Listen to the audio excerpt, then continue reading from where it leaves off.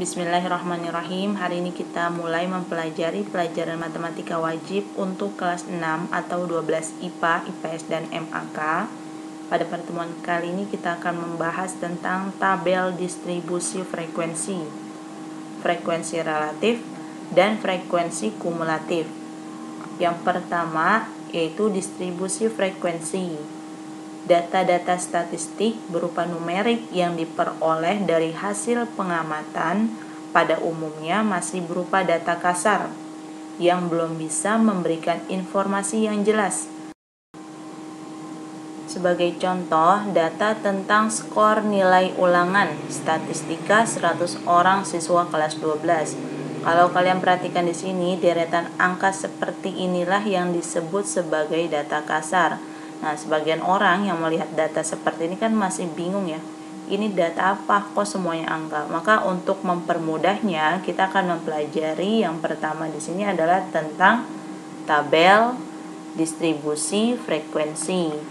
Oke, contohnya di sini kalian disuruh sajikan data skor nilai ulangan 100 orang siswa kelas 12 ini ke dalam bentuk tabel distribusi frekuensi. Untuk membentuk tabel distribusi frekuensi, tahapan yang pertama harus kalian cari adalah kalian harus mencari atau menentukan nilai XN atau data terbesar. Data terbesar ini dihasilkan dari nilai ulangan tertinggi. Nilai ulangan tertinggi dari data tersebut yaitu 78. Data terkecilnya atau simbolnya adalah X1, itu nilainya adalah 40, nilai terkecil ya. Nah, kemudian kalian cari dari sini jangkauan atau range-nya.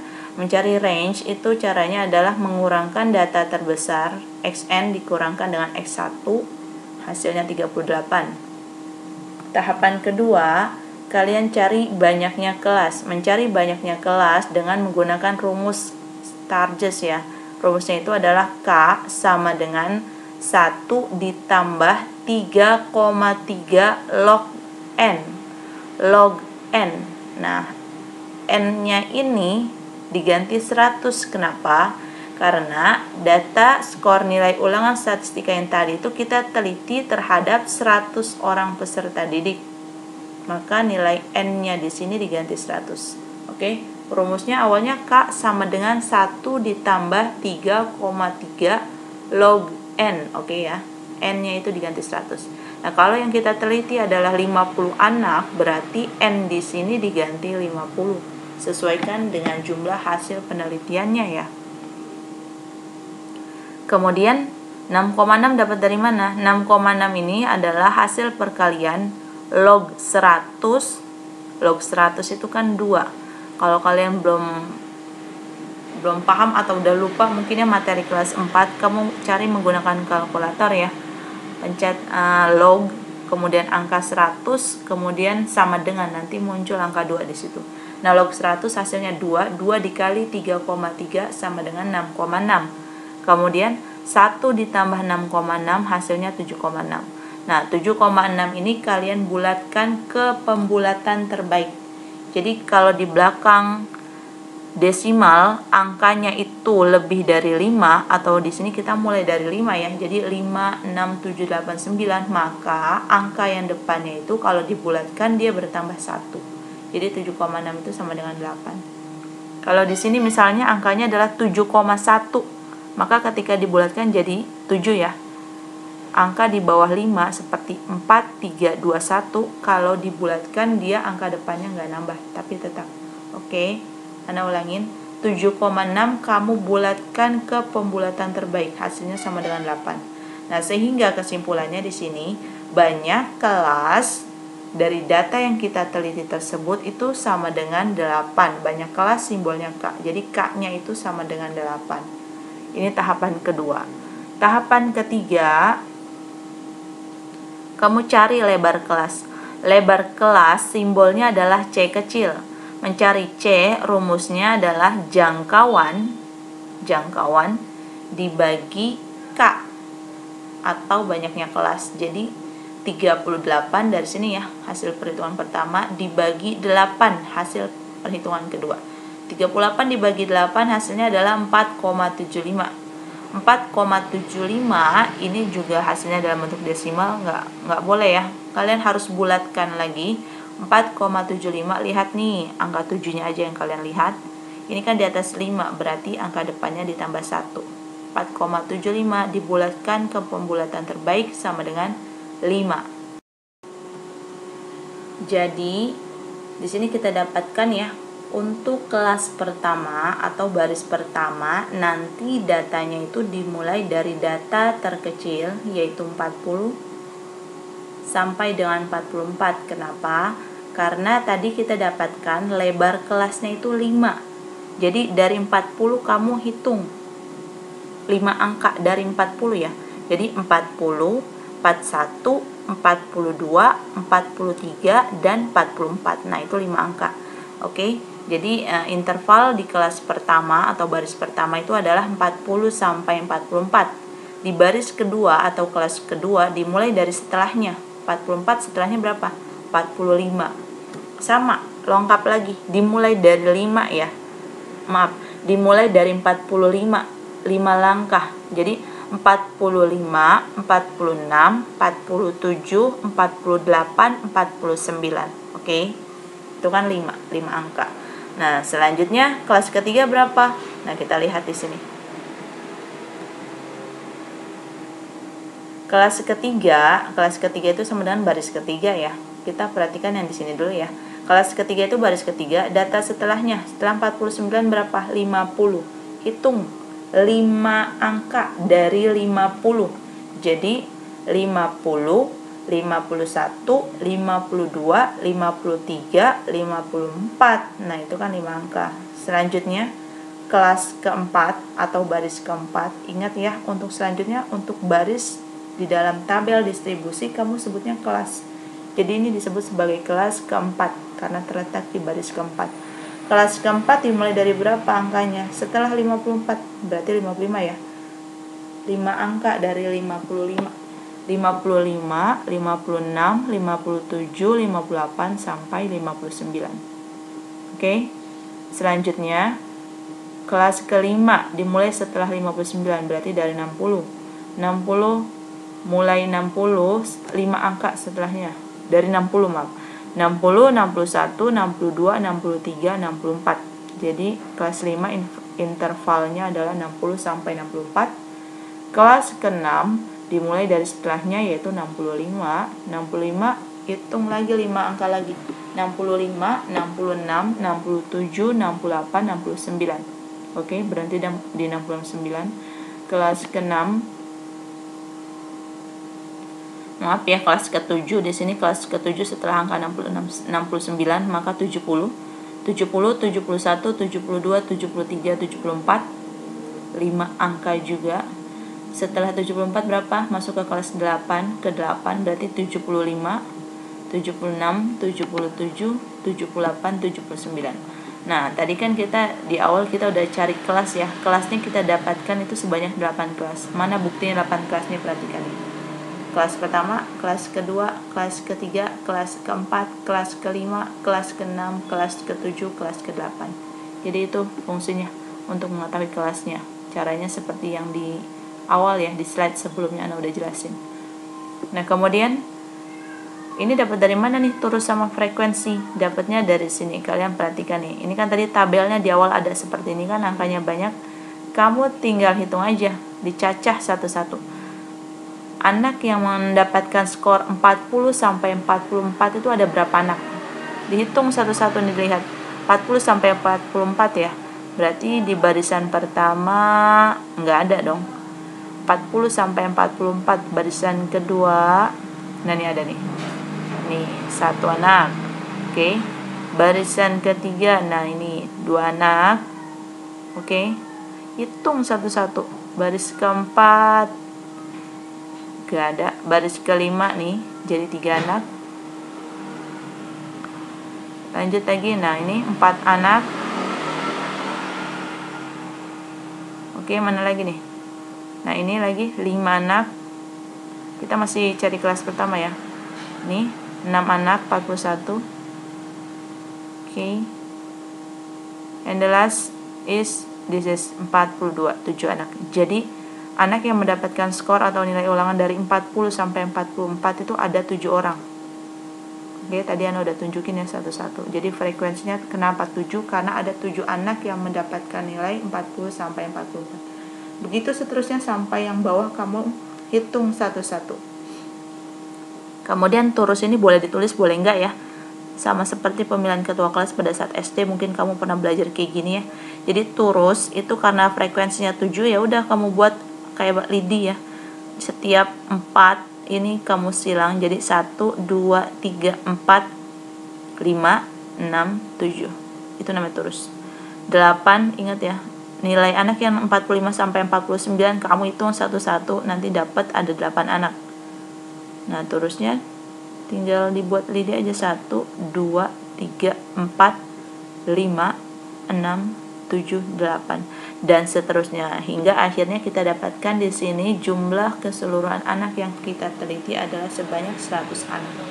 Kalau di sini 100 berarti perhitungan atau pencarian data pada frekuensi ini kamu benar ya, harus teliti. Oke, ini yang disebut sebagai tabel distribusi frekuensi. Nah, kalau orang melihat seperti ini kan lebih jelas dibandingkan data kasar seperti ini, orang nggak bisa paham. Tapi kalau datanya disajikan dalam bentuk tabel distribusi frekuensi, orang-orang menjadi bisa memahami untuk membaca data tersebut. Atau lebih menarik juga. Oke, selanjutnya frekuensi relatif dan frekuensi kumulatif. Dalam berbagai keperluan analisis, distribusi frekuensi dapat dinyatakan dengan distribusi yang lain, yaitu distribusi frekuensi relatif dan distribusi frekuensi kumulatif. Yang pertama akan kita bahas di sini adalah distribusi frekuensi relatif. Distribusi frekuensi relatif adalah distribusi frekuensi yang frekuensi relatif masing-masing kelasnya dapat diperoleh dengan menyatakan persentase frekuensi kelas tersebut terhadap jumlah seluruh frekuensi. Untuk contohnya, perhatikan. Susunlah distribusi relatif berdasarkan data distribusi frekuensi tinggi badan pemain sepak bola. Di sini tabelnya disajikan ya. Intervalnya atau tinggi badan pemain sepak bola pada kelas pertama diketahui yang mempunyai tinggi badan mulai dari 160 sampai 164 itu sebanyak 2 orang, sampai yang memiliki tinggi badan 180 sampai 184 itu sebanyak 3 orang. Oke. Nah, untuk menjawabnya di sini perhatikan tabelnya ya. Untuk mencari frekuensi relatif itu kalian tinggal mencari persentase dari setiap kelasnya aja. Ini kan diketahui di soal. Kamu cari jumlah frekuensinya keseluruhannya dijumlahin, itu sebanyak 30 orang karena yang diteliti adalah 30 pemain sepak bola ya. Nah, kemudian di kelas pertama, frekuensi relatif kelas pertama itu sama dengan 2 per keseluruhan pemain yang diukur tinggi badannya itu 30 dikali 100%. 2 kali 100 dibagi 30 hasilnya 6,67%. Kemudian di kelas keempat perhatikan yang tingginya mulai dari 175 sampai 179 sebanyak 8 orang. Jadi frekuensi relatifnya adalah 8 per 30 dikali 100%. Jadi 8 kali 100 bagi 30 hasilnya adalah 26,67% dan seterusnya. Kalau kalian perhitungannya benar, ini ketika dijumlahkan itu hasilnya akan 100%. Oke. Distribusi frekuensi kumulatif. Dalam berbagai keperluan, kita terkadang menginginkan banyaknya pengamatan itu dinyatakan dengan lebih dari ataupun kurang dari. Misalkan, berapa banyak pemain sepak bola yang tingginya kurang dari 176 cm. Demikian juga berapa banyak siswa yang tingginya lebih dari 176 cm. Nah, distribusi yang menyajikan data dengan pengelompokan tersebut dinamakan distribusi frekuensi kumulatif. Contohnya, perhatikan kembali ya, distribusi frekuensi dari tabel yang telah kalian lihat tadi. Oke, yang pertama kita bahas di sini adalah tentang distribusi frekuensi kumulatif kurang dari. Untuk mencari distribusi frekuensi kumulatif kurang dari, kamu harus menentukan tepi bawah dari setiap kelas. Mencari tepi bawah nih, caranya adalah dengan mengurangkan kelas bawah ini, angka yang paling awal ini, dari setiap interval kelas, kamu harus kurangkan dengan 0,5. Jadi 160 kamu kurangkan 0,5 pada kelas pertama ya. 160 dikurang 0,5 hasilnya 159,5. Kemudian kelas kedua 165 dikurang 0,5 hasilnya adalah 164,5. Selanjutnya kelas ketiga 170 dikurang 0,5 hasilnya 169,5. 175 dikurang 0,5 hasilnya 174,5. 180 dikurang 0,5 hasilnya adalah 179,5. Dan di baris yang paling bawah ini berasal dari tepi atas kelas ini. Jadi kayak huruf L ya, kita ngambil datanya ya. Tepi bawah yang kita ambil terus. Nah, yang terakhir yang kita ambil adalah tepi atasnya. Jadi 184 ditambah, kembalikan dari tadi karena tepi atas. 184 ditambah 0,5. Jadi hasilnya 184,5. Harus nambah satu baris dari kotak awal ya, atau tabel distribusi frekuensi. Kalau ini kan cuman berapa baris nih? 1, 2, 3, 4, 5 baris. Ketika membuat distribusi frekuensi kumulatif harus nambah satu baris. Jadi menjadi 6 baris. 1, 2, 3, 4, 5, 6. Oke. Nah, sekarang kita lihat tinggi badan orang yang kurang dari 159,5. Ada berapa orang? Nggak ada dong ya. Di sini aja yang paling kecil 160. Berarti yang kurang dari 159,5 itu ya 0 orang, nggak ada. Jadi tulisnya 0 di sini. Oke. Yang kurang dari 164,5. Nah, yang kurang dari 164,5 itu berarti tinggi badannya adalah 160 sampai 164 kan. Dia minta kurang dari 164,5 loh. Jadi tinggi badannya itu terletak di kelas pertama. Ada berapa orang? 2 orang. Oke, masih aman ya di sini ya. Nah, kemudian tinggi badan yang kurang dari 169,5. Yang kurang dari 169,5 berarti itu terletak di kelas pertama dan kelas kedua. Namanya kumulatif ditambahin. Jangan lupa. Jadi 2 ditambah 7 hasilnya 9. Oke. Nah, yang kurang dari 174,5. 174,5 yang mana kelasnya? Ini kurang dari 174,5, benar angkanya? Benar. Kurang dari 174,5 juga. Nah, ini juga masih di kelas ini juga adalah tinggi badan yang masih terletak atau kurang dari 174,5. Karena mentok di 174 lah ini. Sedangkan dia mintanya yang kurang dari 174,5. Berarti berapa orang yang tingginya kurang dari 174,5? Bukan kelas ini doang, tapi dari awal sampai sini. Karena kumulatif. Yang kurang dari 174,5 adalah kelas pertama, kelas kedua, kelas 3. Kelas ketiga, kamu jumlahkan semuanya, hasilnya adalah 19. Yang kurang dari 179,5 berarti sampai di kelas keempat ya. Jumlahkan 2 tambah 7 tambah 10 tambah 8 hasilnya 27 orang. Oke, yang kurang dari 184,5 ada berapa orang? Ya semua orang yang diukur tinggi badannya ini, karena maksimal tinggi badan yang didapatkan tadi pada saat pengukuran cuma 184.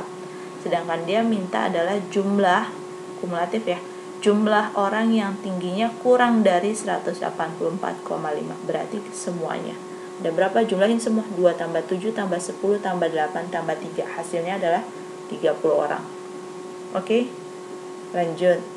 Yang berikutnya adalah tabel distribusi frekuensi kumulatif. Lebih dari. Angka di sini sama aja ya. Tuh, sama aja. Karena masih berasal dari data yang sama, yaitu tentang pengukuran tinggi badan. Nah, kemudian yang beda itu di sininya. Karena dia lebih dari, berarti bahasa di sininya dibedain. Lebih dari 159,5 cm. Ada berapa orang yang tingginya lebih dari 159,5 cm? Yang lebih dari 159,5 ya semuanya, karena kan paling pendek aja tadi 160. Berarti yang lebih dari 159 ya semua orang di sini kan ya. Ada berapa orang tadi jumlahnya? 30 orang. Jadi makin berkurang nih. Lihat lagi ya. Yang lebih dari 164,5. Yang lebih dari 164,5 kan berarti kelas pertama nggak termasuk ya, karena dia paling tinggi 164. Yang lebih dari 164,5 berarti di kelas kedua, kelas ketiga, kelas 4, kelas kelima. Jumlahin semua nih. 7 tambah 10 tambah 8 tambah 3. Hasilnya adalah 28. Oke. Yang lebih dari 169,5 berarti mulai dari kelas ke-3. Karena di kelas kedua paling tinggi 169. Sedangkan dia mintanya adalah yang lebih dari 169,5. Berarti mulai kelas ketiga, kelas keempat, kelas kelima. Jumlahkan 10 tambah 8 tambah 3. 21. Yang lebih dari 174,5 berarti mulai dari kelas ini ya. Yang lebih dari 174,5 adalah di kelas keempat dan kelas kelima. Jadi 8 tambah 3 hasilnya 11. Jumlahin.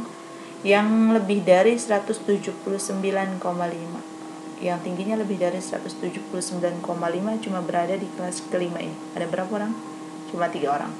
Dan yang terakhir, yang lebih dari 184,5 ada nggak? Nggak ada ya. Paling tinggi 184. Sedangkan dia minta yang lebih dari 184,5 cm. Nggak ada, alias 0 orang. Oke. Nanti tinggal kalian ulang lagi pembahasan atau penjelasan dari saya. Kita akhiri dulu pembelajaran hari ini dengan sama-sama membaca kafaratul majelis. Subhanaka Allahumma wa bihamdika asyhadu an la ilaha illa anta astaghfiruka wa atubu ilaik.